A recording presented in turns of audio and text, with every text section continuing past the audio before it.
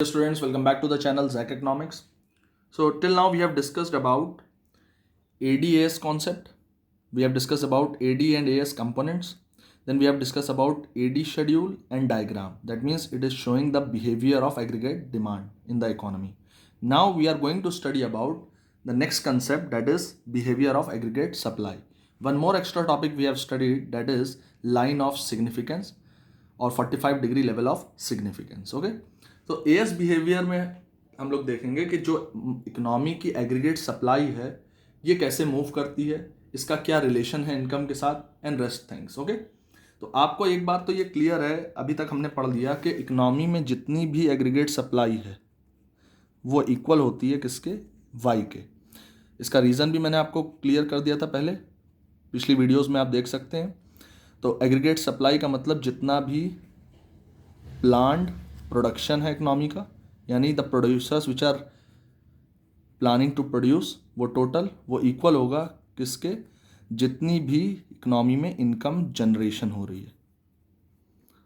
ठीक है, किस फॉर्म में होगी वो, जो फैक्टर इनकम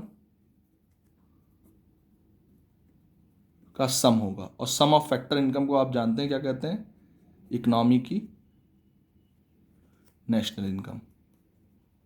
ठीक है, तो ये बात हम लोग को अब तक क्लियर हो गई थी. नंबर 2 पे ये बात क्लियर थी कि जो हमारी इनकम होती है इसको या तो इकोनॉमी के अंदर कंज्यूम किया जाता है या सेव किया जाता है. ठीक है, सी डिनोट करता है कंजम्पशन को और एस डिनोट कर रहा है इकोनॉमी में सेविंग्स को. ठीक, और जब कभी भी इकोनॉमी में डिमांड राइज होती है तो प्रोड्यूसर्स क्या करते हैं, they start to plan that how much quantity of supply और how much rise in the supply should be there, so that there should be balance created in the economy. ठीक है, यहाँ तक की बात क्लियर हो गई. Now let us see the schedule which will help us to know कि how the relation of aggregate supply and income is. As you can see, मैंने यहाँ पे शेड्यूल बना दिया, टेबल क्रिएट कर दिए. तो ये टेबल क्या शो कर रही है, जैसे जैसे इनकम है वैसे ही आपकी एग्रीगेट सप्लाई है. इसको क्यों इक्वल है दोनों ए एस और वाई, बिकॉज इकोनॉमी के अंदर जितना भी प्लांट प्रोडक्शन होगा उतनी ही इनकम जनरेशन होगी, यानी A S is equal to Y. ये जो रिलेशनशिप हम प्रूव कर चुके हैं, A S is equal to Y, इसकी वजह से ही इकोनॉमी की एग्रीगेट सप्लाई और इनकम बोथ आर इक्वल. ठीक है, अच्छा, अगर मान लीजिए आपको क्वेश्चन में वाई ना दे, ठीक, फॉर एग्जांपल अगर मैं यहाँ शेड्यूल से आई रिमूव वाई को रिमूव कर दूँ, ठीक, और मैं आपको क्या दे दूँ, कंजम्पशन दे दूँ और सेविंग दे दूँ, तो क्या निकाल लेंगे आप एग्रीगेट सप्लाई? बिल्कुल निकाल लेंगे. क्यों? क्योंकि sir aggregate supply is equal to Y is equal to क्या होता है, सी प्लस एस. हमें सिर्फ क्या करना होगा, कंजम्पशन और सेविंग को आपस में ऐड कर देना होगा. ठीक, I will show you with the table, let me show you. अब यहाँ पे आप देख सकते हैं कंजम्पशन की वैल्यूज़ दी हुई हैं, ठीक, और सेविंग की वैल्यू दी हुई है. ठीक है, अब ये जो कंजम्पशन आपका दिया हुआ है ये हमने वही कंजम्पशन लिया है जो हमने A D is equal to C plus I, यानी 2 सेक्टर्स का टोटल कंजम्पशन दिया हुआ है. ठीक, जैसे 20 + 10 वो किया था वही है सेम. ठीक, तो अगर हम इसकी वाई की वैल्यू निकालना चाहें तो पहले 30 है, ठीक, -30 है, तो वैल्यू क्या आ जाएगी, 0. 0 लेवल ऑफ इनकम पे कितना कंजम्पशन हो रहा है, 30. तो ये जो सेविंग है -30, ये कौन सी सेविंग कहलाती है, ये डिस सेविंग कहलाती है. ठीक, अगर मैं आपको दिखाऊं पुरानी वाली टेबल तो उसमें यही चीज़ हमने की थी. Let me show you. 2 sectors का कंजम्पशन है ये टोटल, सी प्लस आई. अगर ये वाली टेबल आपको याद हो, 20 और 10 30 हो गया, 25 10 35 हो गया, 30 और 10 40 हो गया, लाइक दैट. तो ये टोटल जो है, मैं कंजम्पशन की बात कर रहा हूँ, कितने टोटल कंजम्पशन एक्सपेंडिचर दोनों सेक्टर्स के थ्रू. ठीक है, जिसमें आई जो क्या माना था हमने, कांस्टेंट माना था. ठीक, तो ये हो गई 0 लेवल पे, तो ये डिस सेविंग है. और ये कौन सा कंजम्पशन है, एज यू ऑल नो, ये ऑटोनोमस कंजम्पशन है.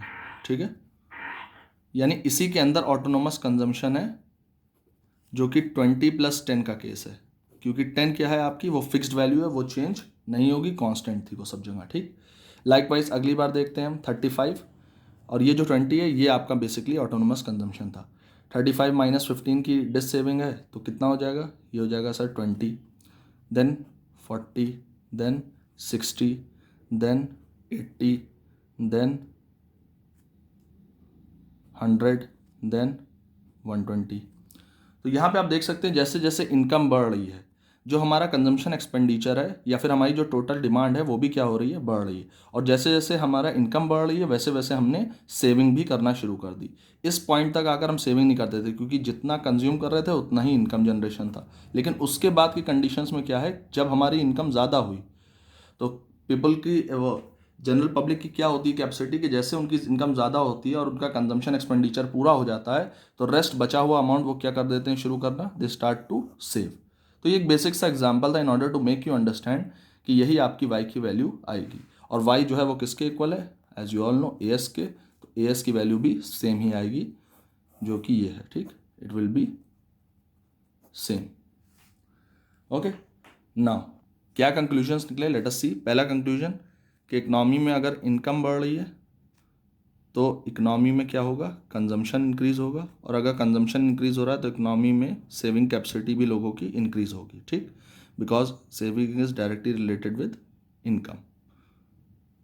ठीक है, नेक्स्ट नंबर 2 पॉइंट कि पहले जो एस इज इक्वल टू -30 था उसका मतलब क्या है, इट मीन्स डिस सेविंग, यानी ये इकनॉमी की डिस सेविंग है, ठीक। और ये क्यों करनी पड़ी सर, डिस सेविंग करनी क्यों पड़ी, in order to get some autonomous consumption, यानी ऐसा कंजम्पशन जो ज़ीरो लेवल ऑफ इनकम पे होता है, इसलिए हमें डिस सेविंग करनी पड़ रही है, ठीक है।